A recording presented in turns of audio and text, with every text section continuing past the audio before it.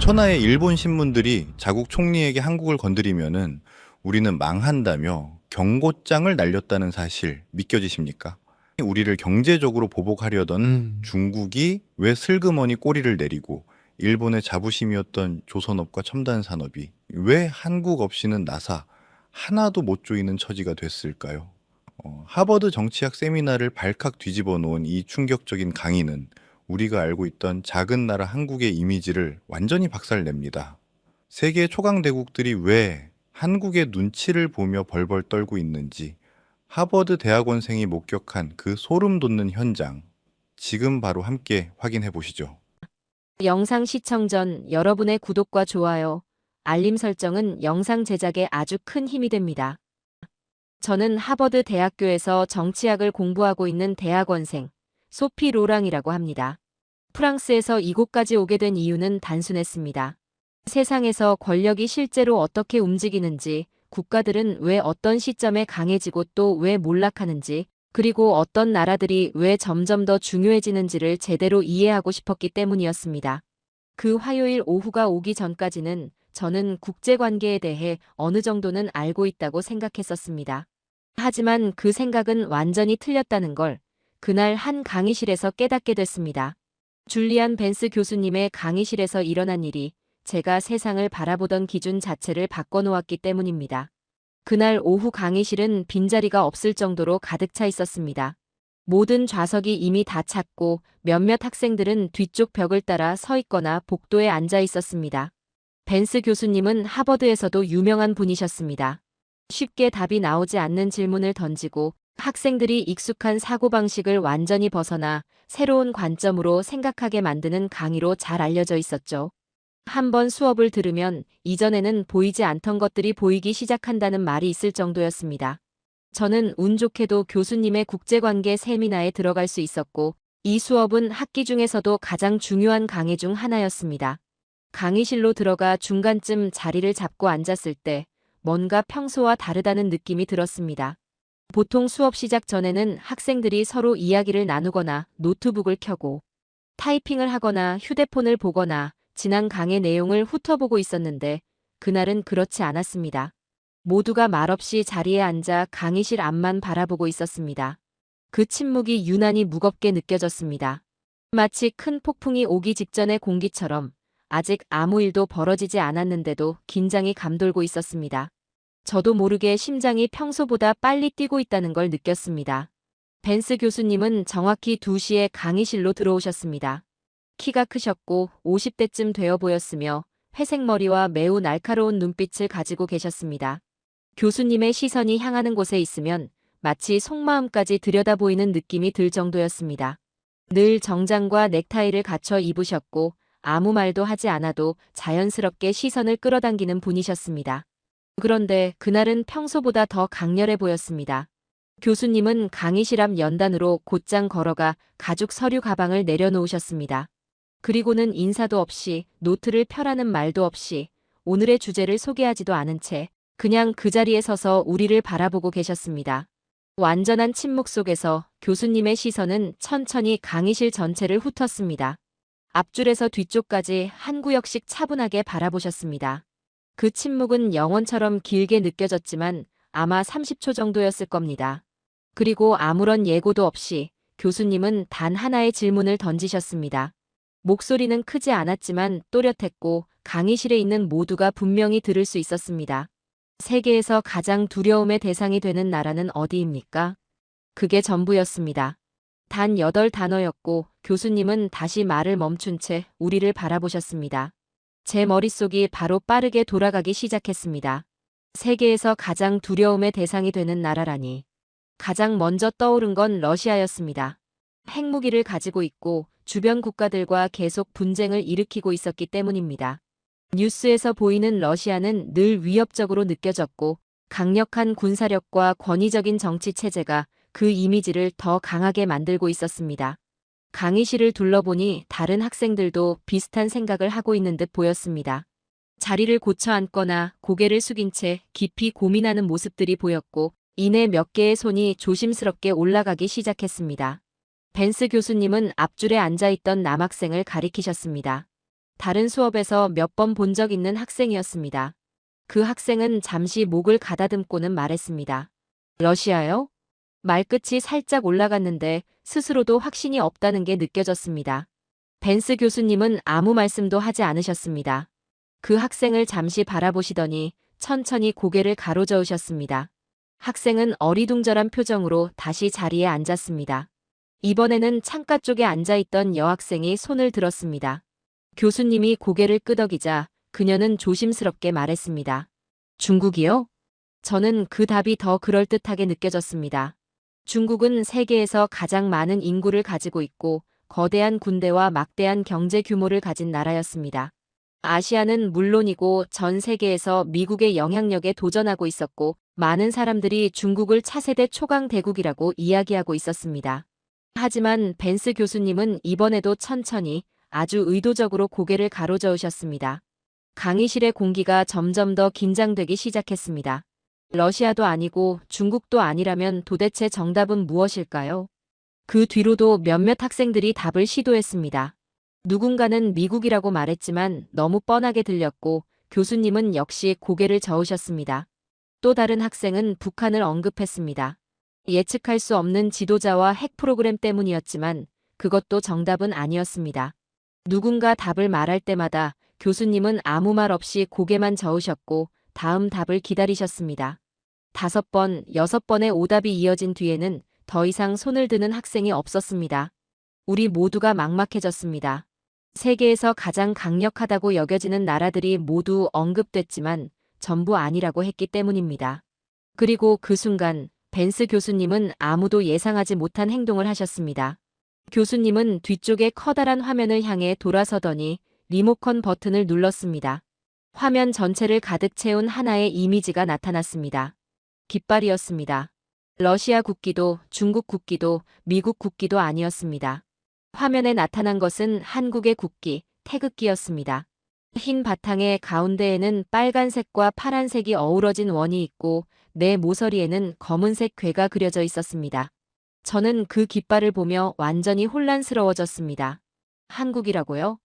한국이 어떻게 세계에서 가장 두려움의 대상이 되는 나라일 수 있을까요? 한국은 작은 나라였습니다. 스마트폰과 자동차를 만든다는 건 알고 있었지만 두려움의 대상이라는 말과는 전혀 어울리지 않았습니다. 주변을 둘러보니 다른 학생들 역시 비슷한 표정을 짓고 있었습니다. 서로 작은 목소리로 속삭이는 학생들도 있었고 화면을 뚫어지게 바라보며 고개를 갸웃거리는 사람들도 있었습니다. 몇몇은 아직 이해하지 못했음에도 이 놀라운 답을 놓칠 수 없다는 듯 노트북에 무언가를 적고 있었습니다. 벤스 교수님은 우리가 잠시 그 깃발을 바라보도록 그대로 두셨습니다. 그리고 다시 입을 여셨습니다. 오늘 우리는 단순히 국제관계를 정리하는 게 아닙니다. 우리는 세계 질서의 완전한 재편을 목격하고 있습니다. 특히 정리가 아니라 재편이라는 표현이 강하게 다가왔습니다. 교수님은 지금의 질서를 설명하려는 게 아니라 이미 판이 바뀌었는데도 대부분의 사람들이 아직 그 사실을 깨닫지 못하고 있다고 말하고 계신 듯 했습니다. 그 순간 저는 자세를 고쳐앉고 노트를 꺼내 들었습니다. 교수님이 하시는 말 하나도 놓치고 싶지 않았습니다. 처음에는 그저 흔히 듣던 성공 사례 이야기일 거라고 생각했었습니다. 열심히 노력해서 부유해진 나라에 대한 이야기 말입니다. 2차 세계대전 이후 일본의 경제 성장이나 가난한 항구 도시에서 세계적인 금융 중심지로 변한 싱가포르 같은 사례들을 이미 여러 번 들어봤기 때문입니다. 흥미롭긴 했지만 시간이 지나면 다 비슷하게 느껴지는 이야기들이었습니다. 이번에도 한국을 중심으로 한 그런 이야기일 거라고 생각했습니다. 하지만 벤스 교수님이 다음 화면으로 넘어가자 제 예상은 완전히 빗나갔다는 걸 바로 알 수 있었습니다.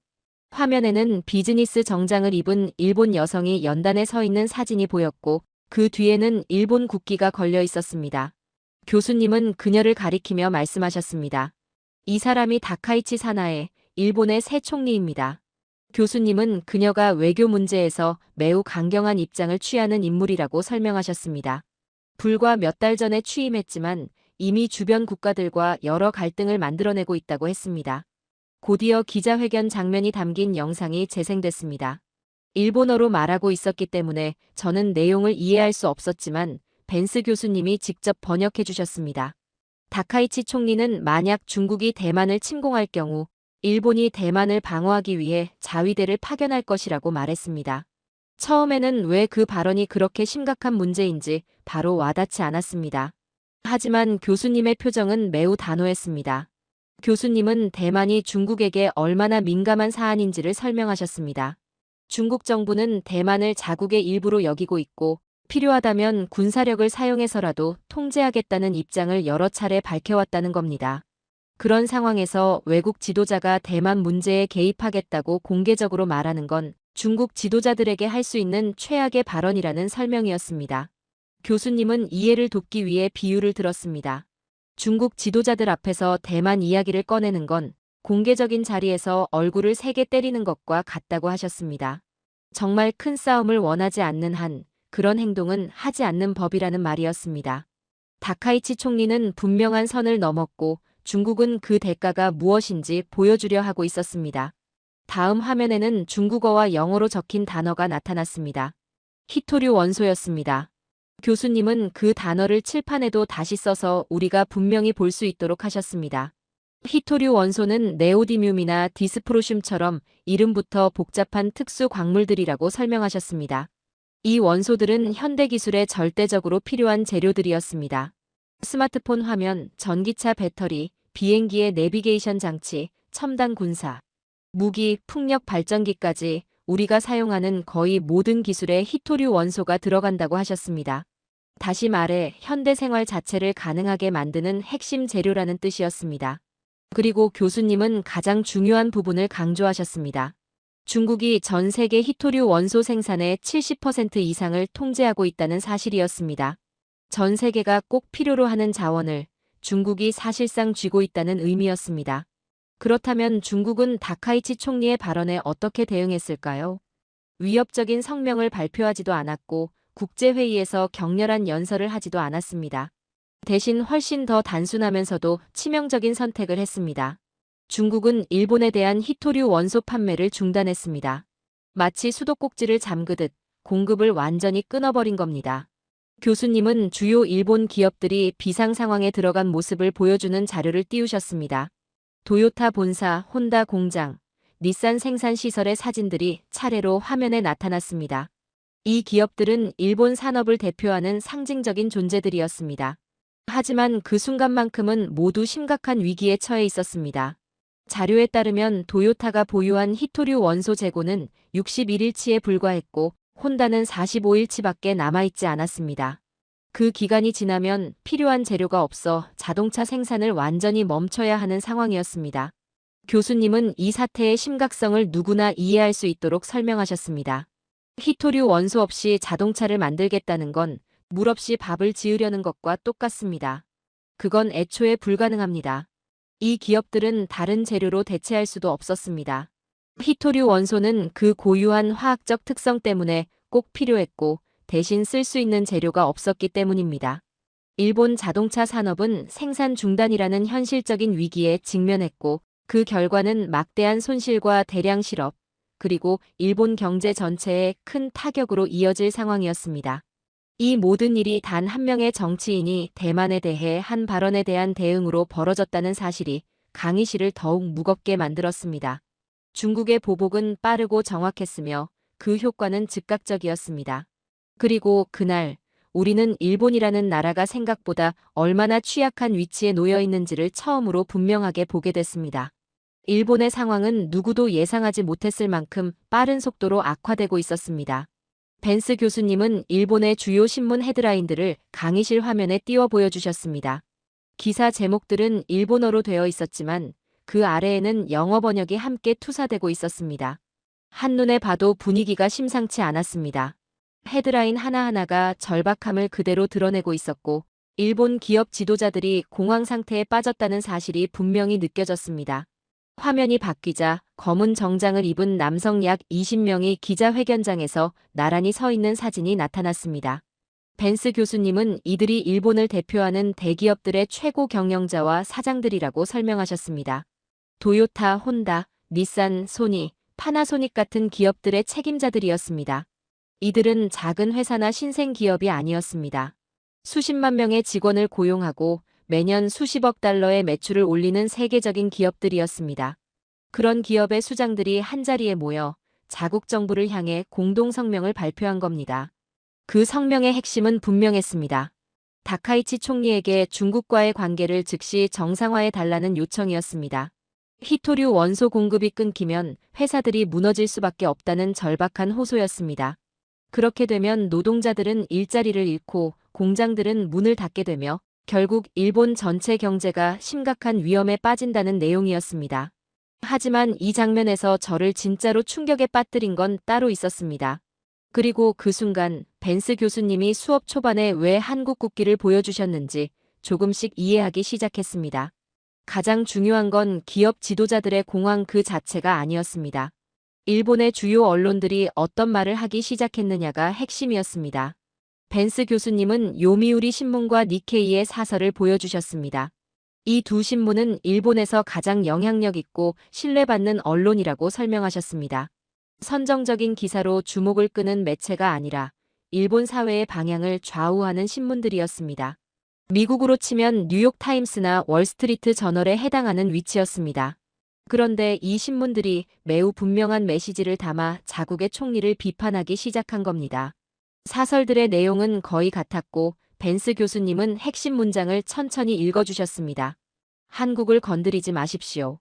한국과의 관계를 손상시키지 마십시오. 한국을 화나게 만들지 마십시오.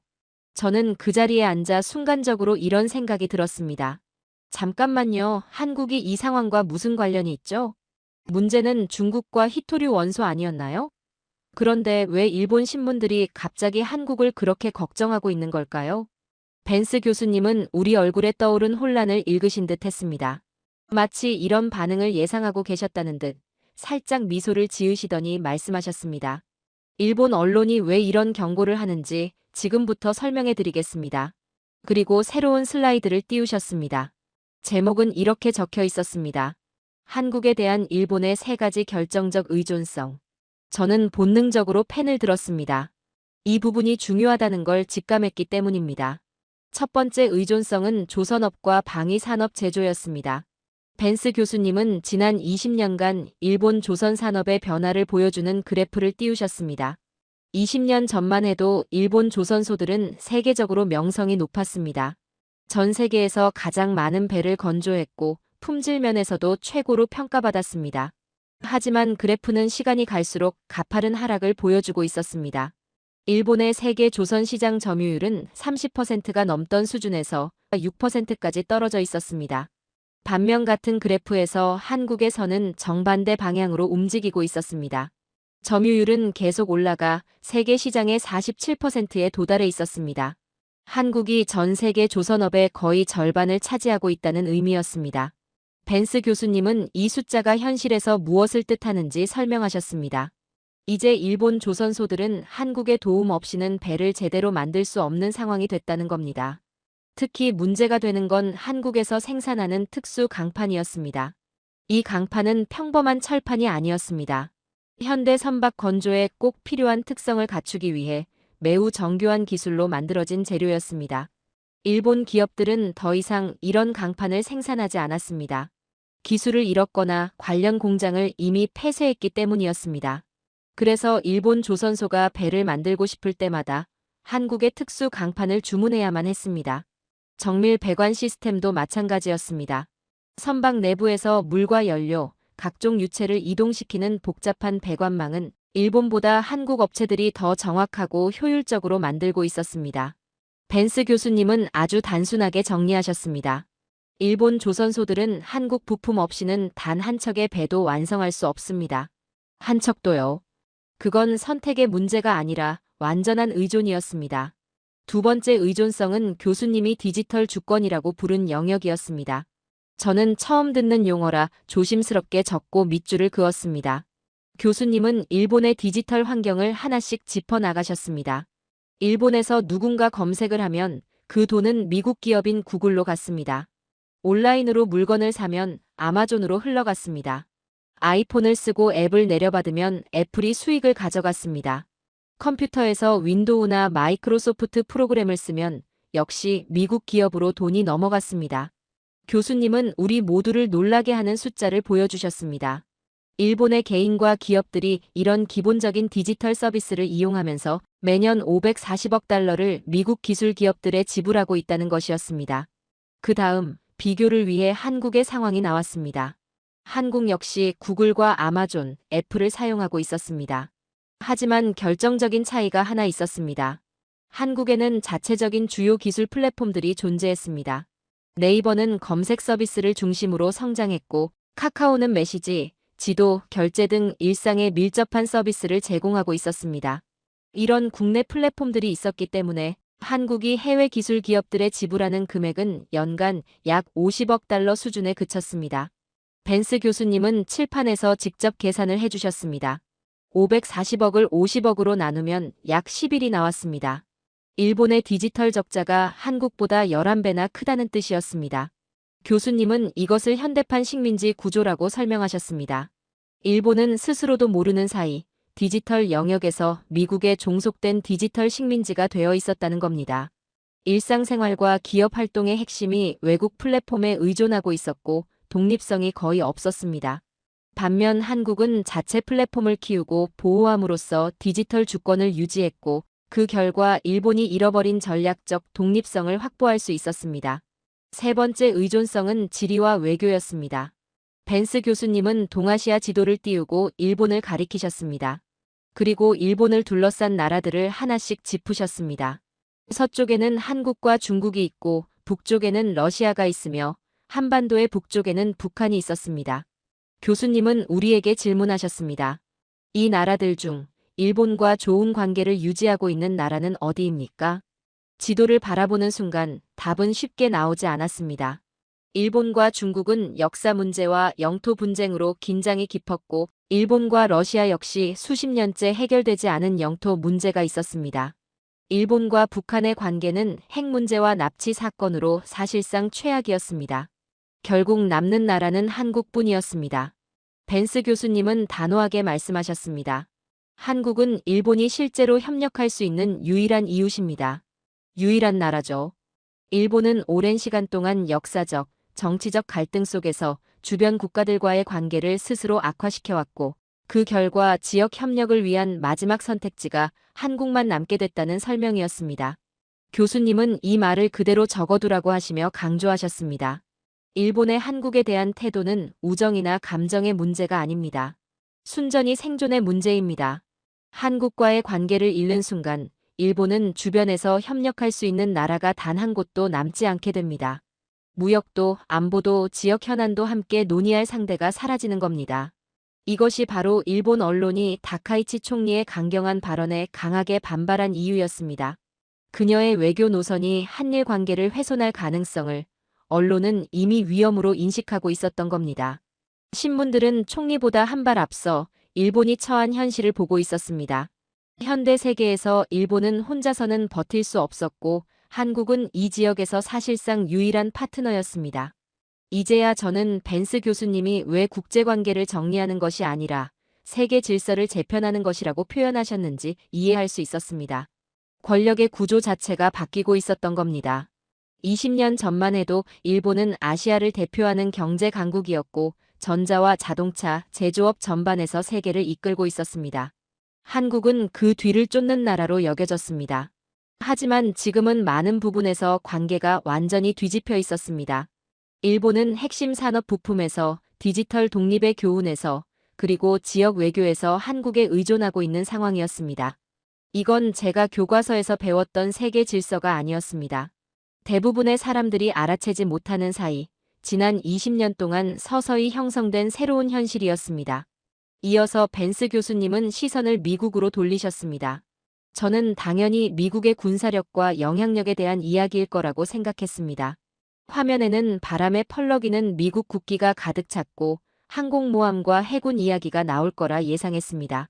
하지만 교수님은 또 한 번 우리의 예상을 뒤집으셨습니다. 미국의 강점이 아니라 아주 구체적이고 충격적인 약점을 보여주셨습니다.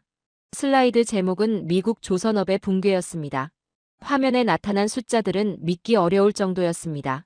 1980년 미국에는 대형 군함을 건조할 수 있는 주요 조선소가 20곳 있었습니다.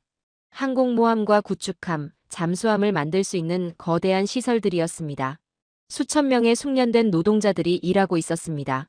하지만 현재 운영 중인 조선소는 단 2곳뿐이었습니다.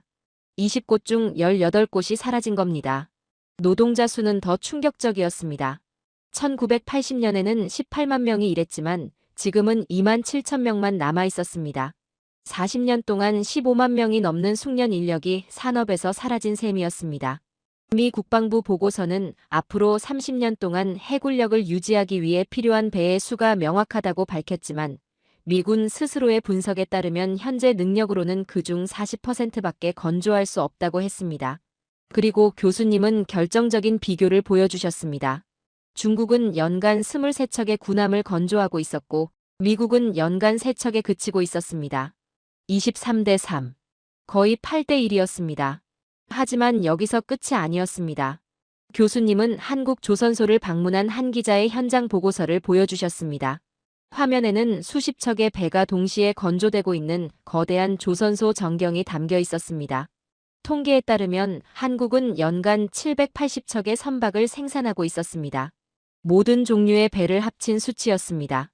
교수님은 칠판에 계산을 적으셨습니다. 780 나누기 3. 결과는 260이었습니다. 그리고 우리를 바라보며 말씀하셨습니다. 한국은 미국보다 260배 더 많은 배를 건조합니다. 강의실은 숨소리조차 들리지 않을 만큼 조용해졌습니다. 인구 5천만 명의 나라가 인구 3억 3천만 명의 나라보다 어떻게 이런 차이를 만들어낼 수 있는지 쉽게 받아들이기 어려웠기 때문입니다. 벤스 교수님은 이것이 단순히 조선업 이야기가 아니라고 하셨습니다. 이것은 평화의 역설에 관한 문제였습니다. 오랜 평화를 누린 나라일수록 산업 기반을 서서히 잃어버리는 경우가 많다는 겁니다. 미국은 2개의 바다와 우호적인 이웃 덕분에 너무 오랫동안 안전했고 그 결과 제조 기반을 유지하는 데 필요한 비용과 노력을 점점 줄여왔습니다. 조선업은 비용이 많이 들고 평화 시기에는 불필요해 보이기 쉬운 산업이었습니다. 그래서 미국은 수십 년에 걸쳐 조선 산업이 사라지는 걸 그대로 두었습니다. 그리고 이제 그 대가가 아주 분명한 숫자로 드러나고 있었습니다. 하지만 한국은 완전히 달랐고 벤스 교수님은 그 이유를 듣고 나면 누구라도 납득할 수 있는 방식으로 설명하셨습니다. 한국은 70년이 넘는 시간 동안 북한과 휴전 상태로 살아왔습니다. 그리고 휴전은 평화 조약이 아니라고 하셨습니다. 그저 전투를 잠시 멈추기로 한 합의일 뿐이었습니다.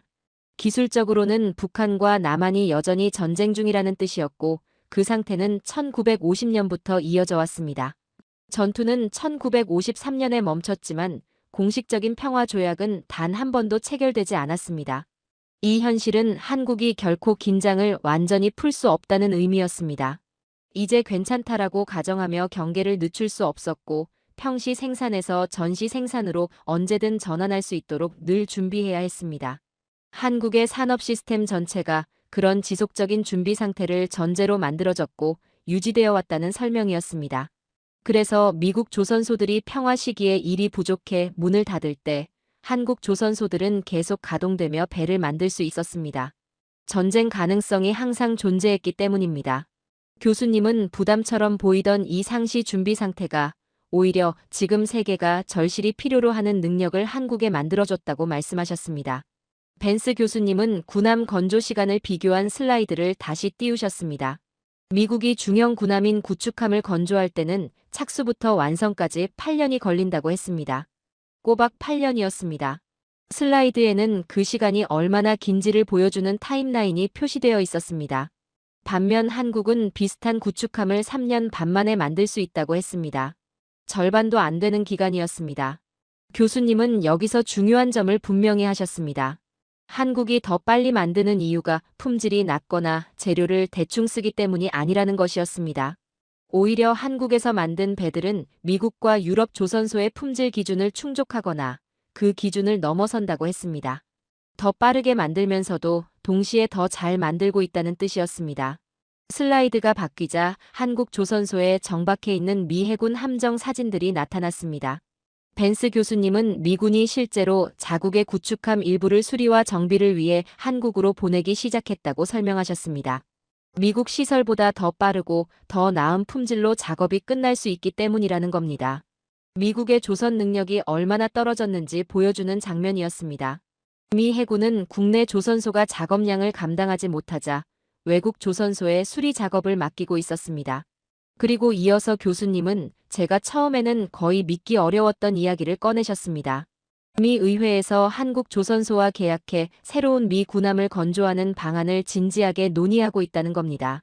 기존 함정을 수리하는 수준이 아니라 한국 시설에서 새로운 미 해군 함정을 실제로 건조하는 이야기였습니다. 10년 전이었다면 이런 발상은 말도 안 되는 일로 취급됐을 거라고 교수님은 말씀하셨습니다. 미국이 자기 군함을 외국에서 만든다는 건 자존심의 문제로도 받아들여질 수 있었기 때문입니다. 하지만 지금은 현실적인 해결책으로 논의되고 있었습니다.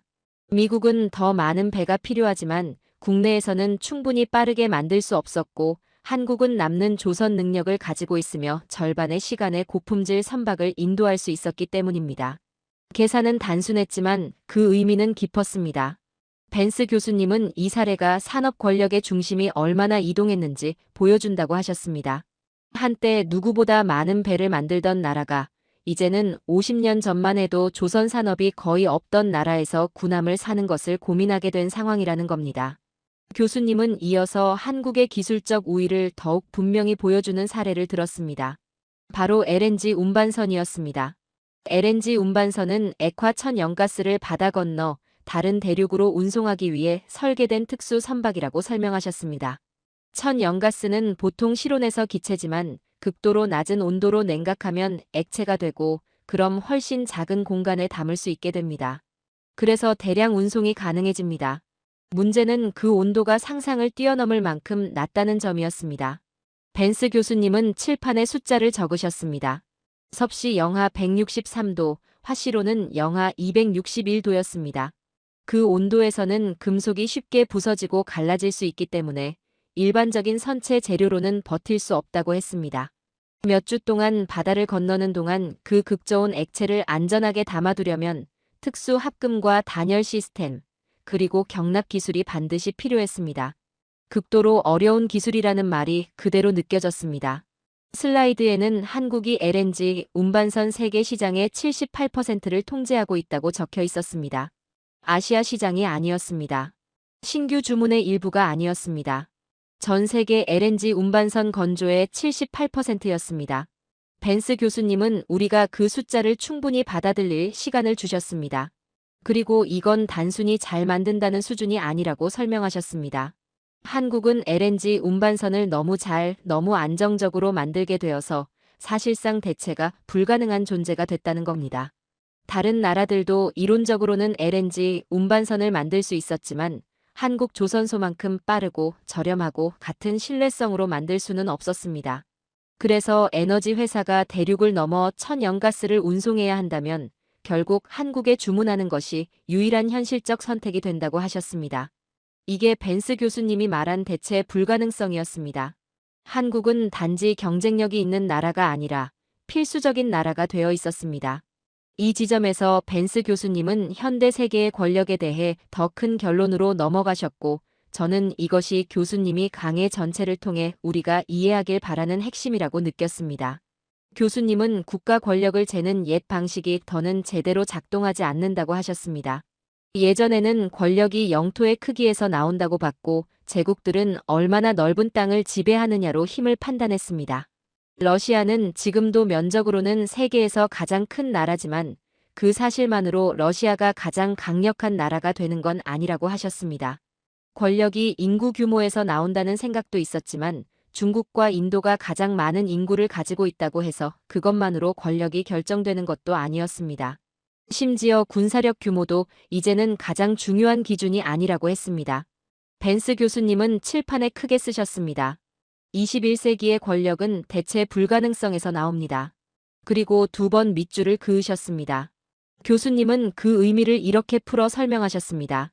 다른 모든 나라가 반드시 필요로 하지만 다른 곳에서는 얻을 수 없는 능력을 가지고 있다면 그건 군대나 영토만으로는 따라잡을 수 없는 힘이 된다는 겁니다. 세계가 당신이 제공하는 것 없이는 제대로 돌아가지 않는다면 국가의 크기와 상관없이 진짜 권력을 가진 셈이라는 설명이었습니다.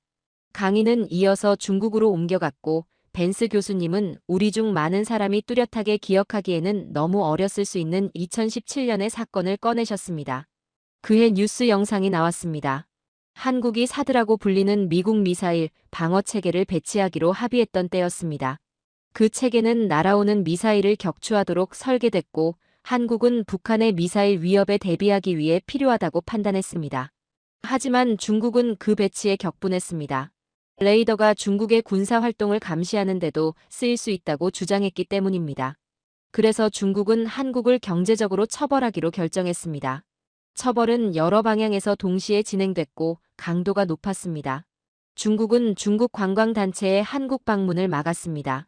중국 관광객은 한국 관광 산업에서 큰 비중을 차지했는데 그들이 갑자기 사라진 겁니다.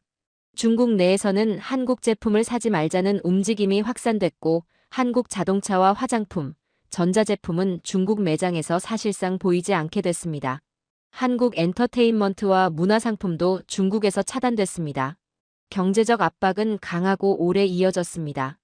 벤스 교수님은 그 당시 경제 분석가들이 한국은 결국 버티지 못하고 물러나 사드 체계를 철수할 것이라고 예측하던 기사들을 보여주셨습니다.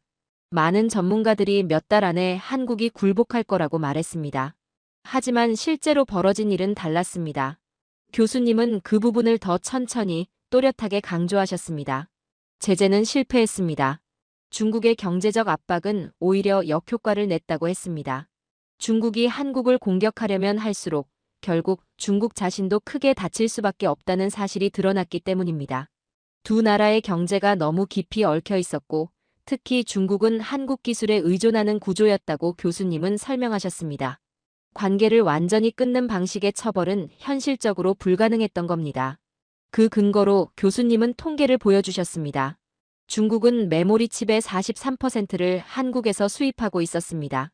메모리 칩은 스마트폰과 컴퓨터, 서버 등 거의 모든 전자기기에서 데이터를 저장하는 부품이었고 이것이 없으면 어떤 디지털 제품도 만들 수 없었습니다. 중국은 그 핵심 부품의 거의 절반을 한국에서 들여오고 있었던 겁니다. 또 다른 슬라이드에는 중국 OLED 디스플레이의 51%가 한국에서 온다고 표시되어 있었습니다. OLED 디스플레이는 고급 스마트폰과 텔레비전에 쓰이는 고품질 화면인데 중국 내 공급의 절반 이상이 삼성과 LG 같은 한국 기업에서 나온다는 뜻이었습니다. 이건 사치품이 아니었습니다. 중국 공장을 계속 돌리기 위해 꼭 필요한 필수 부품들이었습니다. 화웨이와 샤오미 같은 중국 스마트폰 제조업체들이 그 부품을 필요로 했고 컴퓨터 제조업체들도 마찬가지였으며 전자제품을 수출하는 기업들까지 모두 그 공급에 기대고 있었습니다. 한국 부품이 끊기면 중국 제조업의 거대한 부분이 멈출 수밖에 없는 구조였습니다. 벤스 교수님은 중국의 산업 관련 매체 기사도 보여주셨습니다. 공장 관리자들이 필요한 부품을 구하지 못해 생산에 차질이 생긴다고 불평하는 내용이었습니다. 기사들은 정부의 반한 움직임을 직접 비판하진 않았지만 메시지는 분명했습니다. 한국을 압박하려는 조치가 결국 중국 기업들을 먼저 괴롭히고 있다는 것이었습니다. 결국 약 1년 동안 이어진 실패한 압박 이후 중국은 조용히 물러서기 시작했습니다. 실패를 공식적으로 인정하진 않았지만 중국 관광객들은 다시 한국으로 돌아오기 시작했고 한국 제품에 대한 비공식적인 보이콧도 점차 사라졌습니다. 한국 엔터테인먼트 역시 중국에서 다시 보이기 시작했습니다. 전체 상황은 마치 아무 일도 없었던 것처럼 조용히 끝났는데 단순히 효과가 없었고 중국 경제에 부담만 주고 있었기 때문이었습니다. 벤스 교수님은 같은 원리를 보여주는 더 최근 사례도 제시하셨습니다. 2023년 일본이 후쿠시마 원자력 발전소에 처리된 물을 바다로 방류했습니다. 그 물은 대부분의 방사성 물질을 제거하기 위해 여과된 상태였지만 주변국들에서는 우려가 커졌습니다. 중국은 일본산 수산물 수입을 전면 금지하는 방식으로 대응했습니다. 일본 생선도, 일본 조개류도, 어떤 품목도 허용하지 않는 강력한 조치였습니다. 그런데 동시에 중국은 한국산 수산물은 아무 문제 없이 계속 수입했습니다. 벤스 교수님은 우리에게 질문하셨습니다. 왜 중국은 일본 수산물은 금지하면서 한국 수산물은 금지하지 않았을까요? 두 나라 모두 일본의 이웃이고 같은 해역에서 어획하는 경우도 있습니다. 답은 단순했습니다. 중국은 한국과의 관계를 해칠 여유가 없었기 때문입니다. 중국은 그 메모리 칩과 OLED 디스플레이가 필요했고 다른 문제들에서도 한국의 협력이 필요했습니다. 그래서 일본에는 강경하게 대응하면서도 한국과는 관계가 틀어지지 않도록 매우 조심했던 겁니다. 이런 선택적인 대응 자체가 한국의 전략적 가치를 분명히 보여주고 있었습니다. 벤스 교수님은 사드 위기 당시에도 중국이 한국의 산업 부품을 계속 수입했다는 사실을 언급하셨습니다. 제재와 보이콧이 가장 강하던 시기에도 중국으로 향하는 한국 반도체 선적은 멈추지 않았고 한국 디스플레이 패널도 중국 공장으로 계속 들어갔습니다.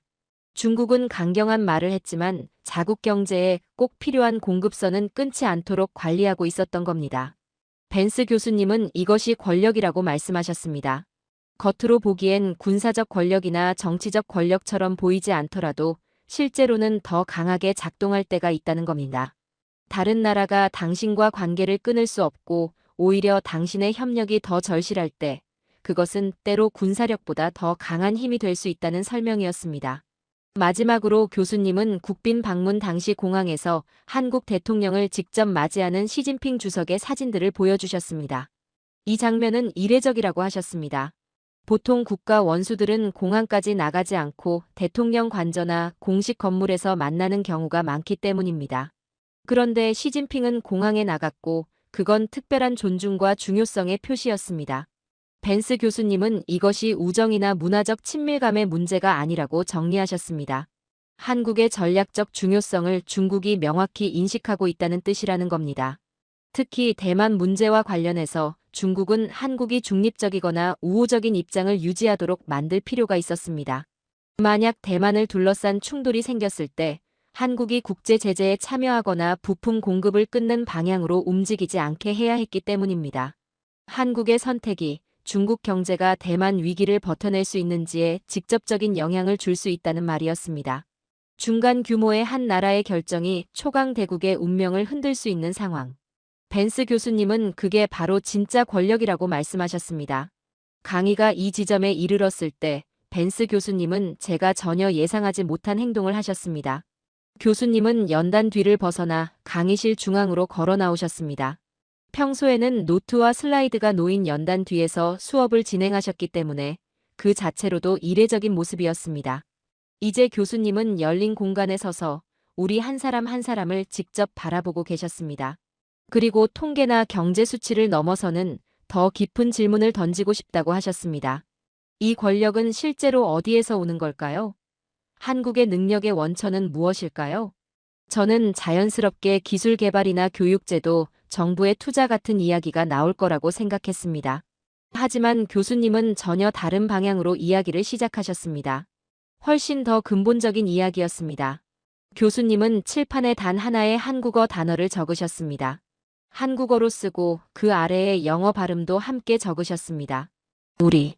이 단어는 영어로 하면 위나 어스를 뜻하지만 한국 문화에서는 단순한 대명사 이상의 의미를 가진다고 설명하셨습니다. 벤스 교수님은 한국인들이 유난히 강한 집단 정체성을 가지고 있다고 하셨습니다. 한국인들이 우리라고 말할 때 그것은 영어 화자들이 단순히 우리라고 말하는 것과는 다르다고 했습니다. 그 안에는 공동의 운명과 서로에 대한 책임감이 깊게 담겨 있다는 겁니다. 한국인들은 내 나라라고 하지 않고 우리나라라고 말합니다. 문자 그대로 우리의 나라입니다. 내 학교가 아니라 우리 학교라고 하고 가족을 이야기할 때도 내 어머니, 내 아버지 대신 우리 어머니, 우리 아버지라는 표현을 자연스럽게 씁니다. 이처럼 내 대신 우리를 반복해서 사용하는 언어 습관은 한국인들이 자신을 개인이 아닌 공동체의 일부로 인식하는 방식을 그대로 보여준다고 교수님은 말씀하셨습니다. 벤스 교수님은 이것이 단지 흥미로운 언어적 특징에 그치는 게 아니라고 강조하셨습니다. 이 강한 집단 정체성은 실제로 한국이 국가적 위기에 대응하는 방식에 구체적이고 측정 가능한 영향을 미쳐왔다는 겁니다.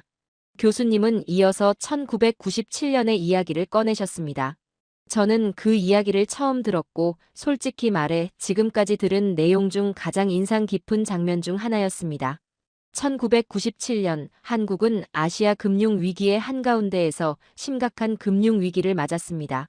한국 통화는 급락했고 대기업들이 연이어 무너졌으며 은행들까지 파산 위기에 몰렸습니다. 결국 한국은 국제통화기금에 긴급 지원을 요청해야 했고 나라 전체가 경제 붕괴 직전까지 몰린 상황이었습니다. 그 시점에서 한국에 가장 절실했던 건 외화였습니다. 특히 미국 달러와 금이 필요했습니다. 빚을 갚고 경제를 안정시키기 위해서였습니다. 정부가 보유한 외환과 금은 충분하지 않았고 더 많은 자원이 필요했습니다. 그때 놀라운 일이 벌어졌습니다. 평범한 시민들이 자발적으로 나서서 나라를 돕기 위해 금을 기부하기 시작한 겁니다. 벤스 교수님은 그 당시의 사진들을 보여주셨습니다. 수거 장소 앞에 길게 늘어선 줄이 보였고 결혼 반지를 들고 나온 주부들의 모습이 있었습니다. 가족 대대로 물려받은 금 장신구를 들고 나온 나이든 할머니들도 있었고 졸업 선물로 받은 금 목걸이를 기부하는 학생들도 있었습니다. 운동선수들은 자신들의 금메달을 내놓았습니다. 아이부터 노인까지 모든 연령대의 사람들이 줄을 서서 기부에 참여하고 있었습니다. 누구도 강요받지 않았습니다. 법도 없었고 정부의 압박도 없었습니다. 사람들은 스스로 개인의 금을 지키는 것보다 나라를 살리는 게 더 중요하다고 판단했던 겁니다. 벤스 교수님은 그 결과 한국 시민들이 총 225톤의 금을 기부했다고 말씀하셨습니다. 225톤이었습니다. 교수님은 그 숫자를 칠판에 적어 우리가 분명히 인식하도록 하셨습니다. 저는 그 양이 얼마나 되는지 쉽게 감이 오지 않았습니다. 교수님은 우리가 상상할 수 있도록 설명을 덧붙이셨습니다. 225톤은 약 450만 온스에 해당하고 당시 금 가격으로 계산하면 온스당 약 300달러였습니다. 즉, 시민들이 나라를 위해 10억 달러가 넘는 가치의 금을 자발적으로 내놓았다는 뜻이었습니다. 그 금은 억만장자나 대기업의 자산이 아니었습니다. 평범한 가정의 결혼 반지였고 오랜 세월의 추억과 감정이 담긴 장신구들이었습니다. 결혼 반지는 한 사람의 결혼 생활을 상징하고 할머니의 금팔찌는 그분의 인생 그 자체를 의미했습니다. 그럼에도 불구하고 사람들은 나라의 생존이 개인의 소중한 물건보다 더 중요하다고 느꼈고 그것들을 기꺼이 포기했습니다. 벤스 교수님은 이 금 모으기 운동이 전 세계적으로 알려졌고 경제학자와 사회학자들이 연구하는 대표적인 집단 행동 사례가 되었다고 말씀하셨습니다. 하지만 이 이야기가 단지 과거의 특별한 사건으로 끝나는 건 아니라고 덧붙이셨습니다. 이런 집단적 대응의 정신은 이후에도 한국 사회에서 반복해서 나타났다는 겁니다. 2019년 일본이 반도체 제조에 필요한 핵심 소재들에 대해 수출 통제를 단행했을 때가 그 예였습니다. 일본은 컴퓨터 칩 생산에 필수적인 3가지 화학 물질의 공급을 제한했고 이 물질들은 일본이 거의 유일한 공급처였습니다. 많은 전문가들은 한국이 결국 일본과 협상 테이블에 앉아 정치적인 양보를 하고 제한을 풀어달라고 요청할 수밖에 없을 거라고 예상했습니다. 하지만 실제로 한국이 선택한 길은 달랐습니다. 한국 정부와 기업들은 국내에서 대체 기술을 개발하기 위한 대규모 대응에 나섰습니다. 그들은 이를 소재 주권 확보라고 불렀습니다. 엔지니어들은 밤낮 없이 연구에 매달렸고 기업들은 막대한 자금을 투입했으며 정부는 여러 산업을 아우르며 지원을 조정했습니다. 그 결과 불과 몇 년 만에 한국은 이 핵심 소재들을 자체적으로 생산할 수 있게 되었고 일본 수입에 대한 의존도를 크게 낮출 수 있었습니다. 같은 흐름은 코로나19 팬데믹 기간에도 나타났습니다. 벤스 교수님은 당시 한국의 대응 데이터를 보여주셨습니다. 많은 나라들이 검사 능력 부족으로 어려움을 겪고 몇 달씩 강력한 봉쇄를 해야 했던 반면 한국은 빠르게 대규모 검사 체계를 구축했고 체계적인 접촉자 관리 시스템을 도입했습니다. 그 결과 경제를 완전히 멈추지 않으면서도 확산을 통제할 수 있었고 그 대응 방식은 여러 나라가 참고하려는 모델이 되었습니다. 교수님은 이 빠르고 조율된 대응 역시 공동선을 위해 함께 움직여야 한다는 그 우리 의식이 있었기에 가능했다고 설명하셨습니다. 벤스 교수님은 이 집단적 사고방식이 최근에 생긴 것이 아니라고도 하셨습니다. 그 뿌리는 수세기 전으로 거슬러 올라간다고 했습니다. 1590년대 임진왜란 당시 일본이 조선을 침략했을 때 정규 군대만으로는 침략을 막아내기 어려웠습니다. 하지만 그때 평범한 민간인들이 자발적으로 무장해 전국 곳곳에서 의병을 조직했습니다. 농부, 상인, 학자들이 스스로 나섰고 그들은 직업군인이 아니었습니다. 그럼에도 나라를 지키는 일이 개인의 안전보다 더 중요하다고 판단했고 이 민간 병력은 결국 침략을 막아내는 데 중요한 역할을 했습니다. 비슷한 모습은 1910년부터 1945년까지 이어진 일제강점기에도 나타났습니다. 독립운동가들은 발각되면 고문과 처형을 각오해야 했지만 비밀리에 저항을 이어갔습니다. 임시정부를 세우고 국내외에서 자금을 모으고 네트워크를 구축했습니다. 많은 이들이 목숨을 잃었지만 투쟁은 멈추지 않았습니다. 벤스 교수님은 이런 역사와 함께 위기를 견뎌내며 살아남아야 했던 경험이 한국 사회에 독특한 성향을 만들었다고 설명하셨습니다. 교수님은 한국인들을 위기 속에서 더 강해지는 사람들이라고 표현하셨습니다. 상황이 어려워질수록 흩어지기보다는 오히려 더 단단하게 뭉치는 경향이 있다는 겁니다. 각자만 살 길을 찾기보다 함께 살아남는 방식을 택해왔다는 설명이었습니다. 교수님은 이 집단 정신이 단순한 역사나 문화 이야기로 끝나지 않는다고 강조하셨습니다. 이것은 현대 세계에서 매우 실질적이고 매우 가치 있는 자산으로 바뀌었다고 했습니다. 그 자산을 교수님은 신뢰 자본이라고 불렀습니다. 한국이 약속을 하면 그 약속을 지킨다는 인식. 한국 기업이 계약을 체결하면 정해진 기한 안에 반드시 이행한다는 신뢰. 특정 날짜까지 프로젝트를 마치겠다고 하면 실제로 그 날짜에 완료된다는 기록. 이런 반복된 경험들이 쌓여 한국은 신뢰할 수 있는 파트너라는 평가를 얻게 되었습니다. 공급망이 전 세계로 연결되고 여러 나라가 정밀하게 협력해야 하는 시대에 이 신뢰성은 엄청난 가치가 되었습니다. 벤스 교수님은 신뢰 자본은 돈으로 살 수 없다고 말씀하셨습니다. 훔칠 수도 없고 흉내 낼 수도 없으며 단기간에 만들어지지도 않는다고 했습니다. 오랜 시간 동안 약속을 지키고 결과를 보여주며 일관되게 행동해야만 쌓을 수 있는 자산이라는 겁니다. 그리고 일단 쌓이고 나면 그 가치는 석유나 금 같은 천연 자원보다도 더 커질 수 있다고 하셨습니다. 자원이 아무리 많아도 아무도 믿어주지 않으면 강해질 수 없지만 신뢰를 가진 나라는 자기 체급을 훨씬 넘어서는 영향력을 발휘할 수 있다는 설명이었습니다. 한국은 지난 50년 동안 이 신뢰 자본을 차곡차곡 쌓아왔습니다. 1970년대와 1980년대 중동 건설 사업에서 시작해 산업 발전 과정 전반에서 약속을 지켜왔고 정해진 기한을 맞추며 그 신뢰를 더욱 굳혀왔습니다. 그것이 바로 벤스 교수님이 말한 한국 힘의 가장 깊은 뿌리였습니다. 벤스 교수님은 이어서 강의의 시선을 유럽으로 옮기셨습니다. 정확히는 나토 회원국들이었습니다. 화면에는 유럽 지도가 나타났고 나토에 속한 나라들이 파란색으로 표시되어 있었습니다. 교수님은 나토가 2차 세계대전 이후 소련에 맞서기 위한 방어 목적의 군사 동맹으로 만들어졌다고 설명하셨습니다. 냉전 시기 동안 나토 국가들은 실제 위협에 직면해 있었기 때문에 강력한 군대를 유지했고 방위 산업도 최대한으로 가동하고 있었습니다. 하지만 1991년 소련이 붕괴하면서 상황은 완전히 달라졌습니다. 냉전이 끝났고 나토가 존재하던 가장 큰 이유가 사라졌습니다. 벤스 교수님은 당시 유럽 지도자들이 이 변화를 보고 그 시점에서는 충분히 합리적으로 보였던 선택을 했다고 설명하셨습니다. 군사비를 줄이고 그 재원을 의료와 교육, 복지 같은 사회 분야에 투자하기로 한 겁니다. 그들은 이를 평화배당이라고 불렀습니다. 더 이상 소련의 위협이 없다면 왜 탱크와 미사일에 막대한 돈을 써야 하느냐는 논리였습니다. 그렇게 30년이 흘렀습니다. 1991년부터 2021년까지 유럽은 평화배당의 시대를 보냈습니다. 군사 예산은 계속 줄었고 방위 산업 공장들은 문을 닫거나 민간 생산으로 전환됐습니다. 현역 군인의 수도 눈에 띄게 감소했습니다. 벤스 교수님은 이 결과가 숫자로 얼마나 분명하게 드러나는지 보여주셨습니다. 유럽의 탱크 생산 능력은 냉전 시기에 단지 12% 수준으로 떨어졌습니다. 12%였습니다. 다시 말해 과거에 8대를 만들 수 있었다면 이제는 한 대를 만들 수 있을까 말까 한 수준이 된 겁니다. 다른 분야도 크게 다르지 않았습니다.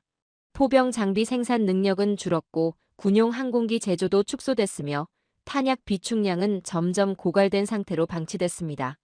교수님은 특히 충격적인 통계를 하나 더 보여주셨습니다. 만약 유럽에서 대규모 전쟁이 벌어진다면 많은 나라들이 포병 탄약을 단 일주일 만에 모두 소진하게 될 거라는 분석이었습니다. 7일간의 전투 후 더 이상 쏠 탄약이 없어진다는 뜻이었습니다. 이 모든 상황은 2022년 러시아가 우크라이나를 침공하기 전까지는 먼 과거의 이야기처럼 느껴졌습니다. 하지만 전쟁이 시작되자 유럽은 갑자기 현실을 마주하게 됐습니다. 심각한 문제가 있다는 사실을 뒤늦게 깨달은 겁니다. 유럽 국가들은 우크라이나가 스스로를 방어할 수 있도록 돕고 싶어 했고, 동시에 분쟁이 확산될 경우를 대비해 자국의 군사 능력을 재건하고 싶어 했습니다. 그러나 곧 한 가지 사실을 알게 됐습니다. 무기와 탄약을 충분히 빠르게 만들 수 없다는 점이었습니다. 30년에 걸쳐 해체해온 방위 산업 기반은 단기간에 다시 세울 수 있는 것이 아니었습니다. 벤스 교수님은 2022년과 2023년의 기사들을 보여주셨습니다. 유럽 각국의 국방 장관들이 기본적인 군사 장비조차 생산하는데 너무 오랜 시간이 걸린다고 좌절을 표하는 내용이었습니다. 독일제 탱크나 포병 장비를 주문하면 실제 인도까지 5년이 걸린다는 이야기였습니다. 주문에서 배송까지 꼬박 5년. 현대 전쟁에서 5년은 너무 긴 시간이었습니다. 그 전에 국가는 패배할 수도 있고 점령당할 수도 있었습니다. 절박해진 유럽 국가들은 기존의 전통적인 무기 공급국들만 바라볼 수 없게 됐습니다. 그리고 다시 한번 시선은 한국으로 향했습니다. 벤스 교수님은 유럽 각국으로 인도되고 있는 한국산 군사 장비들의 사진을 보여주셨습니다. 폴란드는 장거리 이동식 포병인 K9 자주포를 대규모로 주문했고, 한국의 주력 전차인 K2 전차도 함께 도입했습니다. 여기에 근접 항공 지원과 훈련용으로 설계된 FA-50 경공격기까지 주문했습니다. 이후 다른 나라들도 폴란드의 선택을 따라가기 시작했습니다. 에스토니아가 한국 무기를 주문했고, 핀란드는 관심을 보였으며 노르웨이는 본격적인 논의를 시작했습니다. 이 계약들이 특별했던 이유는 단지 수량 때문만은 아니었습니다. 물론 숫자도 컸지만 진짜 놀라웠던 건 배송 일정이었습니다. 한국이 18개월에서 24개월 안에 무기를 인도하겠다고 약속했을 때 실제로 그 기간 안에 무기가 도착했습니다. 벤스 교수님은 이 점을 반복해서 강조하셨습니다. 끊임없는 지연과 일정 변경에 익숙해져 있던 유럽 국가들에게 이 신뢰성은 거의 충격에 가까웠습니다. 무기 조달에 대한 계산 방식 자체가 바뀌게 됐습니다. 한국 장비가 조금 더 비싸거나 기존 유럽 장비와 사양이 약간 다르더라도 정해진 시기에 실제로 받을 수 있다는 확신이 있다는 점이 결정적인 장점이 됐습니다. 벤스 교수님은 한국의 신뢰성을 높이 평가하는 유럽 국방 관계자들의 발언을 인용하셨습니다. 한 폴란드 장군은 한국 기업들은 마감일을 목표가 아니라 반드시 지켜야 할 약속으로 받아들인다고 말했습니다. 이런 무기 공급의 신뢰성은 앞서 이야기했던 한국의 조선 능력과 같은 뿌리에서 나왔다고 교수님은 설명하셨습니다. 한국은 70년 넘게 북한과 휴전 상태를 유지해왔고 기술적으로는 여전히 전쟁 중이었습니다. 그렇기 때문에 방위 산업을 멈추거나 축소할 수 없었습니다. 항상 준비 상태를 유지해야 했고 생산 능력을 유지해야 했으며 숙련된 인력을 계속 훈련시키고 공급망을 끊기지 않게 관리해야 했습니다. 부담처럼 보였던 이 지속적인 대비 상태가 다른 나라들이 잃어버린 산업 역량을 한국에는 그대로 남겨두게 만들었습니다. 유럽은 30년 동안 평화 배당을 누리며 방위 산업 기반을 잃었고 한국은 70년의 긴장 속에서 그것을 유지해왔습니다. 이제 유럽은 바로 그 능력을 필요로 하고 있었습니다. 강의의 마지막으로 벤스 교수님은 이 모든 이야기를 하나로 묶는 사례를 들려주셨습니다. 시간은 1983년으로 거슬러 올라갔습니다. 사우디아라비아 사막 한가운데에서 대규모 건설 프로젝트가 진행되고 있던 시기였습니다. 프로젝트는 중요했지만 환경은 믿기 어려울 만큼 혹독했습니다. 기온은 섭씨 52도까지 올라갔고 금속을 만지면 피부가 데일 정도였습니다. 그 더위 속에서 야외 작업을 하는 건 매우 위험한 일이었습니다. 결국 현장에 있던 미국 건설 회사들은 조건이 너무 가혹하다고 판단하고 철수했습니다. 프로젝트를 포기하고 본국으로 돌아간 겁니다. 사우디 정부는 미완성된 현장과 이를 맡아줄 업체가 없는 상황에 남겨졌습니다. 하지만 한국 건설 노동자들은 떠나지 않았습니다. 벤스 교수님은 당시의 사진들을 보여주셨습니다. 사막에서 텐트 생활을 하며 일하던 한국 노동자들, 최소한의 보호 장비만 착용한 채 강한 햇볕 아래에서 작업을 이어가던 모습들이었습니다. 에어컨이 설치된 숙소도 없었고 환경은 매우 열악했지만 그들은 현장을 떠나지 않았습니다. 그리고 결국 약속했던 프로젝트를 완수했습니다. 이 장면을 지켜본 사우디 관계자들은 그 일을 잊지 않았습니다. 조건이 힘들어졌을 때 다른 회사들은 떠났지만 한국 노동자들은 남아서 일을 끝냈다는 사실이 기억으로 남았습니다. 그 기억은 동료들에게 또 다음 세대의 담당자들에게 계속 전달됐습니다. 벤스 교수님은 이 40년 전의 경험, 그때 증명된 신뢰성이 훨씬 더 큰 결과로 이어졌다고 설명하셨습니다. 2009년 아랍에미리트가 원자력 발전소 건설을 결정했을 때 수백억 달러 규모의 국제 입찰이 열렸습니다. 프랑스와 미국, 그리고 한국이 경쟁에 참여했습니다. 프랑스와 미국은 전통적인 강자였고 대부분의 전문가들은 그중 한 나라가 계약을 따낼 거라고 예상했습니다. 하지만 최종 선택은 한국이었습니다. 한국은 더 낮은 가격을 제시했고 더 빠른 건설 일정을 약속했으며 기술적으로도 경쟁력이 있었습니다. 그러나 무엇보다 결정적이었던 건 중동 국가들이 한국을 신뢰했다는 점이었습니다. 그 신뢰는 1983년에 그 사막 현장에서 시작된 50년에 걸친 경험 위에 쌓여 있었습니다. 한국이 특정 날짜까지 바라카 원자력 발전소를 완공하겠다고 말했을 때 그 약속을 믿을 수 있었던 이유였습니다. 그리고 한국은 그 믿음에 답했습니다. 발전소는 일정보다 앞서 예산보다 적은 비용으로 완공됐고 가동도 문제없이 이루어졌습니다. 이 성공은 이어지는 추가 계약으로 연결됐고 한국은 중동 지역에서 원자력 발전 분야의 핵심 파트너로 자리 잡게 됐습니다. 벤스 교수님은 이것이 시간이 지날수록 더 커지는 신뢰의 힘이라고 말씀하셨습니다. 지켜진 약속 하나하나가 다음 약속의 신뢰를 높였고 맞춰진 마감일 하나하나가 다음 계약의 가능성을 키웠다는 겁니다. 수십 년에 걸쳐 쌓인 이 신뢰는 어느 순간 석유 매장량이나 군사 기지보다도 더 가치 있는 자산이 되어 있었습니다. 그리고 그날 강의가 끝날 무렵 저는 한국이라는 나라를 이전과는 전혀 다른 시선으로 바라보게 되었습니다. 단지 빠르게 성장한 나라가 아니라 오랜 시간 동안 선택과 책임을 반복해온 결과가 지금의 위치를 만들었다는 생각이 들었기 때문입니다. 강의가 마무리를 향해 가자 벤스 교수님은 다시 칠판 앞으로 걸어가 분필을 하나 집으셨습니다. 그리고 칠판 전체를 가로지르며 큰 글씨로 문장을 하나 적으셨습니다. 21세기의 강대국은 그 나라 없이는 세계가 기능할 수 없는 나라입니다. 교수님은 분필을 내려놓고 우리를 향해 돌아섰습니다. 잠시 말을 멈춘 채 우리가 그 문장을 읽고 곱씹을 시간을 주셨습니다. 그러고 나서 단호한 손길로 그 문장 아래에 두 줄을 그으셨습니다. 이 문장이 바로 오늘 강의 전체가 향해 오던 핵심이었습니다. 벤스 교수님은 국가 권력을 바라보는 오래된 정의들이 현대 세계에서는 더 이상 충분하지 않다고 말씀하셨습니다. 강대국이 된다는 것이 가장 넓은 영토를 가졌는지, 가장 큰 군대를 보유했는지, 가장 많은 핵무기를 가지고 있는지에만 달린 문제는 아니라는 겁니다. 물론 그런 요소들이 여전히 중요하긴 했지만 더 이상 결정적인 기준은 아니었습니다. 21세기에서 나라를 진정으로 강하게 만드는 건 기능적으로 필수적인 존재가 되는 것이었습니다.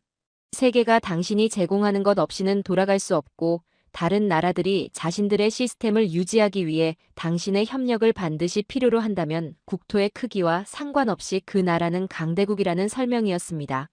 교수님은 이 개념을 설명하기 위해 하나의 사례를 들었습니다. 중국 해안 근처의 작은 섬, 대만이었습니다. 대만의 면적은 약 36,000 제곱킬로미터로 미국의 여러 주보다도 작은 규모였습니다. 인구 역시 2,300만 명 정도에 불과했습니다. 전통적인 국가 권력의 기준으로 보면 대만은 결코 중요한 나라로 보이지 않아야 했습니다. 거대한 군대도 없고 핵무기도 없으며 막대한 천연자원을 보유한 것도 아니었기 때문입니다. 하지만 현실은 전혀 달랐습니다. 대만은 전 세계 첨단 반도체의 60% 이상을 생산하고 있었고 가장 정교한 최신 컴퓨터 칩의 90% 이상을 만들어내고 있었습니다. 만약 대만의 반도체 공장들이 멈춘다면 세계 경제는 불과 몇 달 안에 심각한 위기에 빠질 수밖에 없었습니다. 스마트폰 제조업체들은 곧바로 부품 부족에 직면할 것이고 수십 개의 칩이 필요한 현대 자동차 산업은 생산을 중단해야 할 겁니다. 데이터 센터 확장은 막히고 군사 장비 생산도 차질을 빚게 될 것입니다. 세계 경제는 사실상 멈춰 서게 됩니다. 그래서 대만은 작은 나라임에도 불구하고 기능적으로는 초강 대국이었습니다. 현대 문명이 대만의 반도체 없이는 제대로 작동할 수 없기 때문입니다. 이 사례는 분명한 메시지를 담고 있었습니다. 이제 권력을 결정하는 건 물리적 크기가 아니라 대체 불가능성이라는 사실이었습니다. 벤스 교수님은 다시 화면으로 시선을 옮기고 여러 글로벌 산업에서 한국이 차지하고 있는 위치를 정리한 자료를 보여주셨습니다. 조선업에서는 세계 시장의 47%, 메모리 반도체에서는 삼성과 SK 하이닉스를 중심으로 한 지배적인 위치, OLED 디스플레이에서는 고급 화면 분야의 선도적 생산자, 전기차 배터리에서는 첨단 기술을 보유한 핵심 공급자, 원자력 발전소 건설에서는 제 시간에 예산을 넘기지 않고 완공한 검증된 실적, 방위장비 분야에서는 빠른 인도와 신뢰성을 갖춘 공급자. 이 모든 영역은 한국이 단지 경쟁력이 있는 나라를 넘어 본질적으로 대체하기 어려운 나라가 되었음을 보여주고 있었습니다. 다른 나라들도 이론적으로는 이 시장들에 진입할 수 있었지만 품질과 속도, 가격, 그리고 신뢰성까지 모두 갖춘 조합을 한국만큼 구현하지는 못하고 있었습니다. 벤스 교수님은 이것이 바로 한국의 진짜 권력이라고 말씀하셨습니다. 한국은 세계가 자신들 없이 제대로 작동할 수 없는 나라가 되었다는 겁니다. 그리고 이어서 강의실을 완전히 조용하게 만드는 한마디를 던지셨습니다. 한국은 러시아보다 더 대체 불가능합니다. 교수님은 그 말을 그대로 공중에 남겨두듯 잠시 멈추셨습니다. 러시아는 면적으로 세계에서 가장 큰 나라입니다. 막대한 석유와 천연가스를 보유하고 있고 수천 개의 핵무기를 가진 핵 강국이며 유엔 안전보장이사회 상임 이사국이기도 합니다. 전통적인 권력의 기준만 놓고 보면 러시아는 한국보다 훨씬 더 중요해 보여야 했습니다. 하지만 벤스 교수님은 왜 대체 불가능성이 기존의 권력 척도보다 더 중요해졌는지를 설명하셨습니다. 만약 러시아가 내일 갑자기 사라진다면 세계는 분명 큰 혼란을 겪을 것입니다. 하지만 결국은 적응하게 될 거라고 하셨습니다. 유럽은 중동이나 북미에서 에너지를 찾고 재생에너지 비중을 늘리려 할 것입니다. 비용이 많이 들고 과정도 험난하겠지만 불가능한 일은 아닙니다. 반대로 한국이 내일 사라진다면 상황은 전혀 달라집니다. 세계의 공급망은 즉각적으로 붕괴될 것입니다.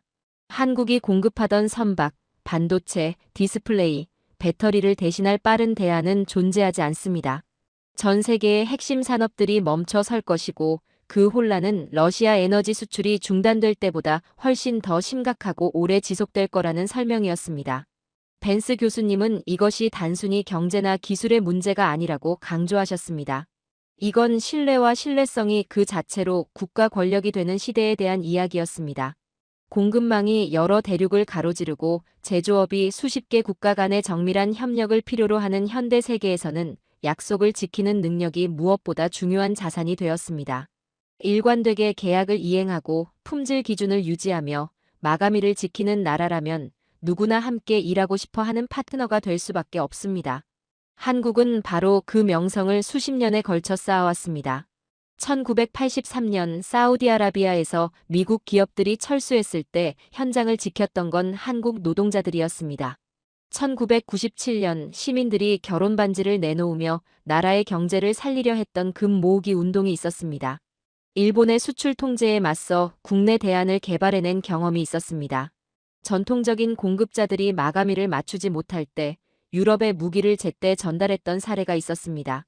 중동에서 원자력 발전소를 약속대로 완공해낸 실적도 있었습니다. 이 모든 사건 하나하나가 신뢰를 쌓았고 그 신뢰는 돈으로 살 수도 흉내낼 수도 없는 전략적 자산으로 축적됐습니다.